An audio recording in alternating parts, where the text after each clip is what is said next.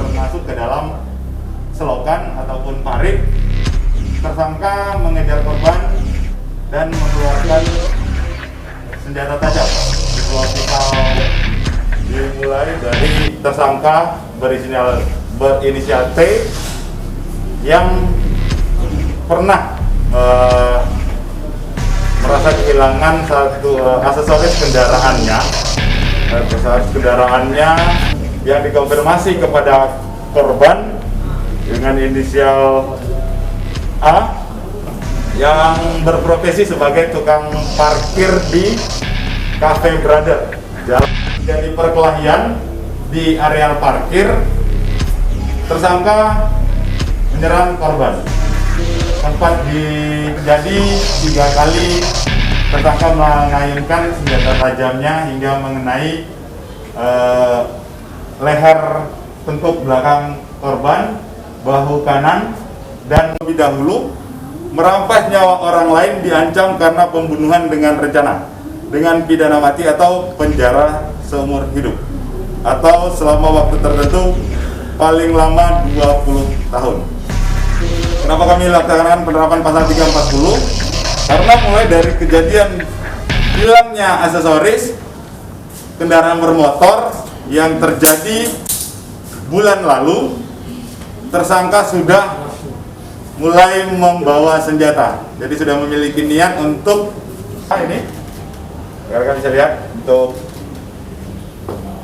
pisau lipat yang digunakan tersangka untuk melakukan aksinya, melakukan penikaman terhadap korban.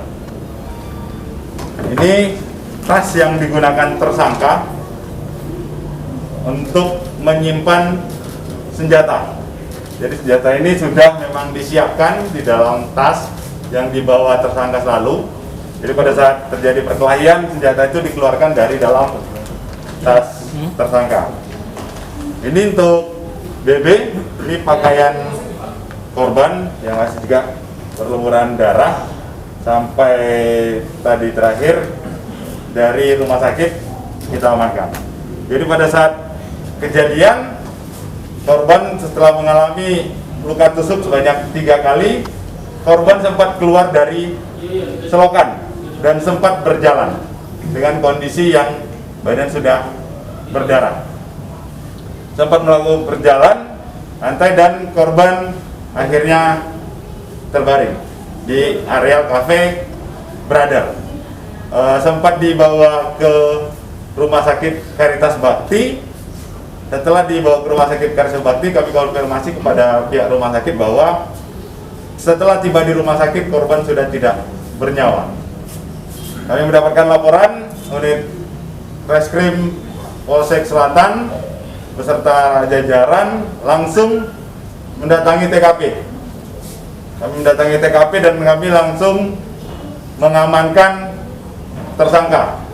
Jadi tersangka berhasil kami amankan dan kami lakukan pemeriksaan lebih lanjut di Polsek Selatan. Untuk tersangka sendiri, jadi berdasarkan LP 795 Res 1,8 Romawi, untuk tersangka kami terapkan pasal 340 KUHP, junto 338 KUHP, kehilangan aksesoris kendaraan bermotor tersangka. Saat itu langsung mengkonfirmasi kepada korban.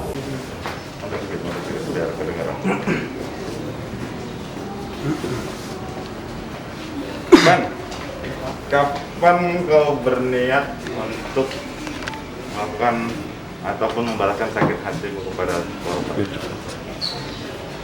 Apa yang mendasarimu nih melakukan pembunuhan terhadap korban? Pertama sih memang Hah? karena dia itu sifatnya sedikit rese, karena kita ini di datang ke situ menunjukkan gaya-gaya yang memang sih kita takut juga, dan sempat ada keinginan karena daripada nanti ini ada kawan bawa senjata untuk mengamankan diri, tapi pas setelah itu momen yang terjadi dia menaruh motor saya di posisi yang tidak sewajarnya, yaitu motor yang saya pakai tadi malam, motor Vario warna putih.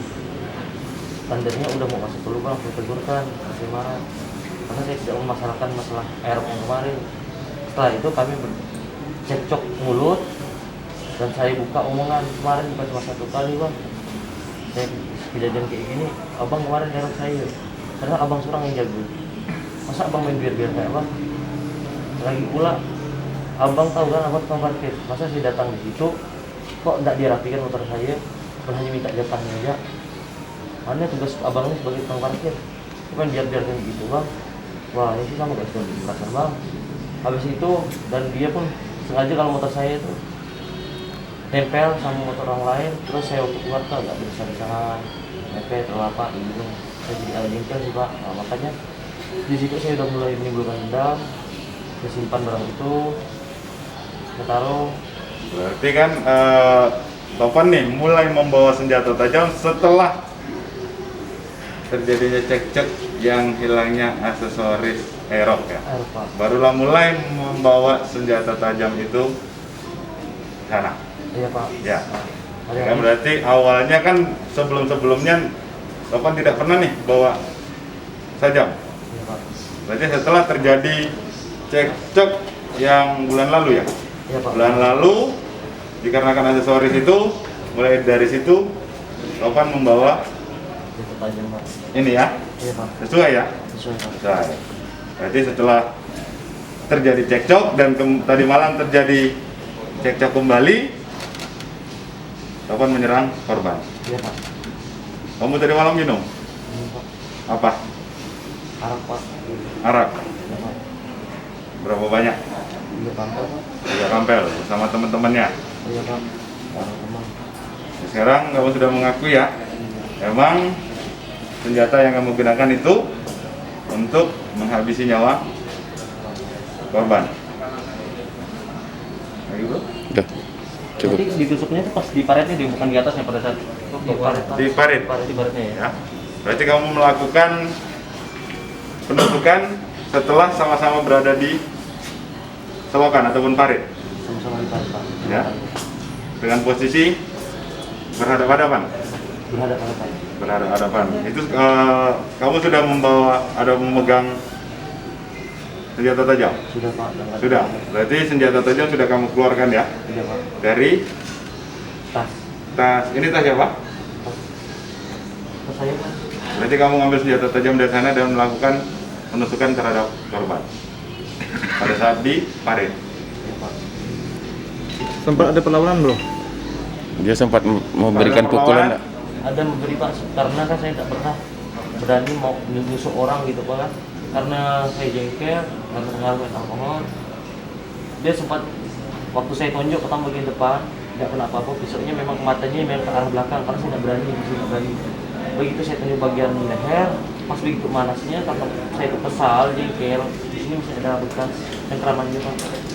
Dia memang Perlawanannya sudah hanya sekali dalam bentuk cengkeraman saja. Jadi membuat saya itu emosi.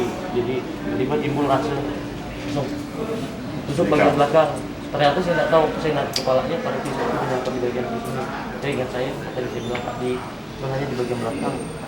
Nah itu pas dilihat, ya saya nggak mengakui karena saya dalam keadaan alkohol pak.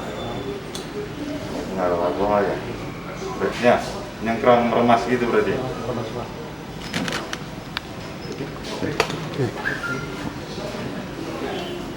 Oke bro.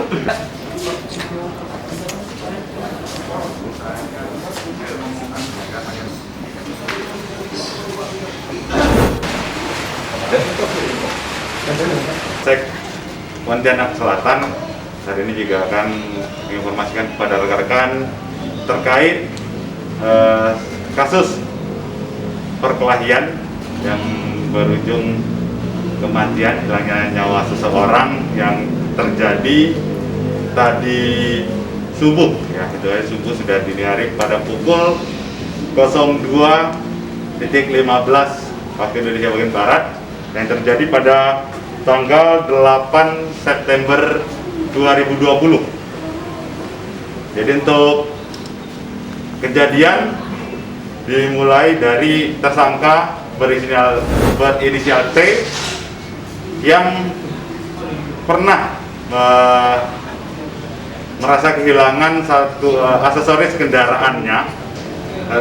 kendaraannya yang dikonfirmasi kepada korban dengan inisial A yang berprofesi sebagai tukang parkir di Cafe Brother, Jalan Haji Abbas.